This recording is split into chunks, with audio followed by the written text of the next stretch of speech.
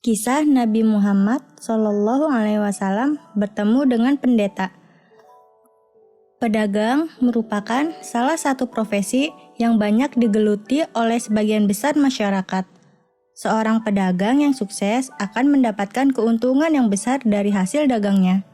Namun, tidak hanya menjanjikan keuntungan yang besar, seorang pedagang juga bisa saja mengalami kerugian yang besar pula. Rasulullah SAW sendiri seorang pedagang yang jujur dan sukses. Kemandirian beliau sudah terlihat ketika beliau menginjak usia belia. Saat itu, Syam merupakan wilayah yang masih berada di bawah kekuasaan Kaisar Romawi. Dalam kitab Atlas Al-Hadis An-Nabawi Minal Kutub As-Sihah As-Sittah karya Dr. Syauqi Abu Khalil, di antara kota-kota yang termasuk wilayah Syam adalah Suriah, Palestina, Lebanon, dan Yordania. Perjalanan dari kota Mekah menuju Syam tidak memakan waktu terlalu lama. Syam menjadi salah satu kota bersejarah dalam kehidupan Rasulullah. Di kota inilah Rasul memulai kegiatan berdagangnya dengan sang paman Abu Thalib. Hal ini berawal dari kejujuran Rasulullah SAW yang membuat orang-orang Quraisy mempercayakan barang-barang yang mereka tinggalkan di Mekah ketika hendak pergi berdagang menuju luar kota Mekah, seperti Syam, Yaman, Yordania, dan lain sebagainya. Sifat mulia Nabi Muhammad SAW itulah yang membuat mereka menjuluki Rasulullah SAW dengan Asy-Syiddiq, Al-Amin.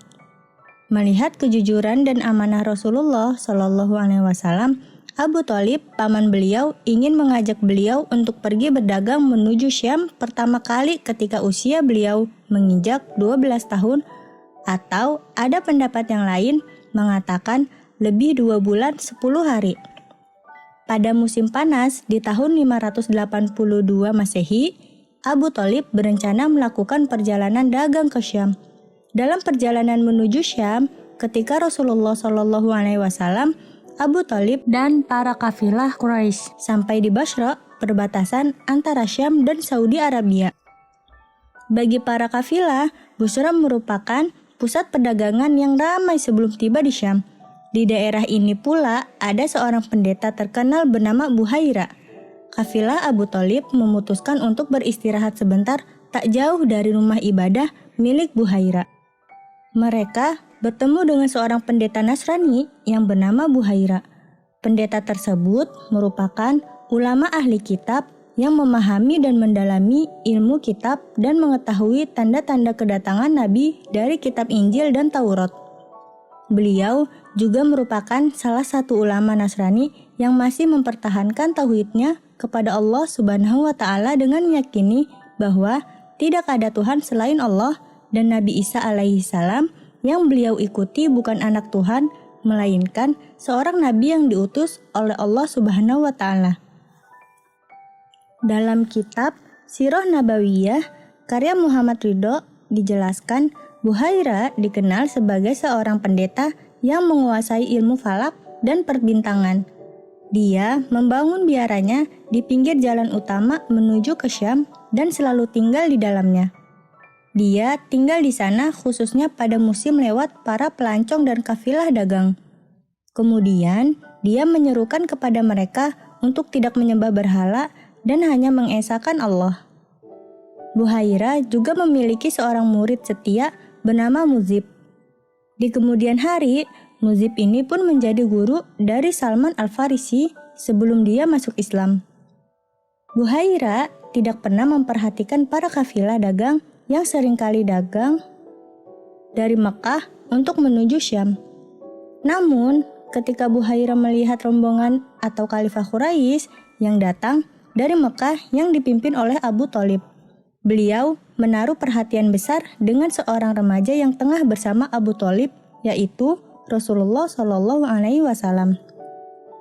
Terdapat suatu peristiwa menarik yang membuat Buhaira tertarik untuk mengajak kafilah Quraisy bertamu ke rumahnya, seorang anak kecil yang dinaungi awan.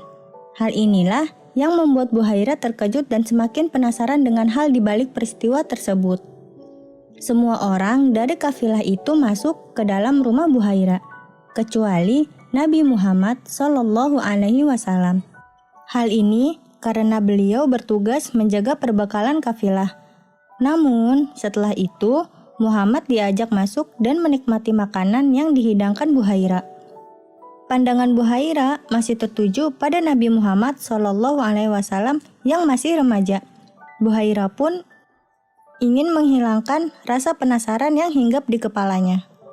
Maka saat semuanya sudah makan, Buhaira berdiri dan berkata, "Wahai anak kecil, Muhammad, demi Lata dan Uzza, aku bertanya kepadamu dan aku sangat mengharapkan engkau mau menjawab apa yang aku tanyakan." Katanya, "Jangan bertanya tentang apapun kepadaku sambil menyebut nama Lata dan Uzza. Demi Allah, tidak ada yang sangat aku benci, melainkan keduanya." Jawab Muhammad yang wajahnya tampak berubah. Buhaira tersenyum dan mengulangi permintaannya. "Baiklah, kalau begitu, aku akan bertanya kepadamu dengan menyebut nama Allah, dan engkau harus menjawab pertanyaanku." Wajah Muhammad berubah cerah dan ia mengangguk. "Tanyakan kepadaku apa saja yang ingin engkau tanyakan." Kemudian Buhaira bertanya sekali lagi kepada Muhammad tentang tidur Muhammad, tentang postur tubuh Muhammad, dan banyak lagi hal lainnya. Muhammad menjawab semua itu dan semua jawaban itu sesuai dengan perkiraan Buhaira. Kemudian Buhaira melihat punggung Muhammad dan mendapati tanda kenabian di antara kedua bahu Muhammad.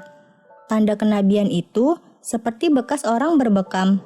Setelah itu, Buhaira mendekati Abu Thalib dan bertanya kepadanya, "Apakah anak muda ini anakmu?" Abu Thalib menjawab, "Ini anakku." Dengan suara tegas, Buhaira berkata, "Ini bukan anakmu, ini adalah anak yang terlahir yatim." Mendengar perkataan Buhaira, Abu Thalib kaget seraya menjawab, "Ya, ini memang bukan anakku, ini adalah keponakanku." Buhaira mengangguk-angguk puas lalu bertanya lagi, "Apa yang dikerjakan ayahnya?" Ayahnya telah meninggal dunia ketika dia masih berada dalam kandungan ibunya. "Engkau benar," kata Buhaira seraya menghela nafas dalam-dalam. Kemudian, sambil berbisik, dia menyampaikan sebuah saran dengan sangat sungguh-sungguh. Buhaira berkata, "Sekarang, dengar saranku baik-baik. Bawa anak saudaramu ini ke negeri asalmu sekarang juga. Jaga dia dari orang-orang Yahudi. Demi Allah, jika mereka melihat padanya seperti apa yang aku lihat, mereka pasti akan membunuhnya. Sesungguhnya akan terjadi sesuatu yang besar pada diri anak saudaramu ini. Karena itu, segera bawa pulang dia ke negeri asalmu." Abu Thalib tampak ketakutan dengan peringatan itu. Dia yakin bahwa apa yang dikatakan Buhaira itu benar. Maka dari itu, segera setelah urusan perdagangannya selesai, Abu Thalib segera membawa Muhammad pulang. Sesulit apapun beban hidupnya, Abu Thalib tidak pernah lagi pergi berdagang ke tempat jauh demi melindungi keponakannya itu.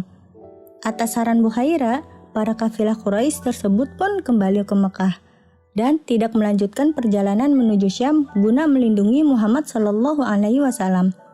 Benar saja, tak lama setelah itu, 3 pemuda Yahudi datang menghampiri Buhaira. Mereka menanyakan keberadaan pria yang ciri-cirinya mengacu pada Nabi Muhammad Shallallahu Alaihi Wasallam. Namun, Buhaira mengatakan bahwa pria itu memiliki Tuhan Allah Subhanahu wa Ta'ala yang tidak akan mampu dikalahkan siapapun. Jalur yang dilewati kafilah Abu Thalib adalah jalan kafilah barat yang menyusuri Laut Merah, Madian, Wadi Al-Qura, Hijr, dan kota Busra. Kota Busra atau Bostra telah lama didirikan Romawi sebagai ibu kota wilayah Hauran.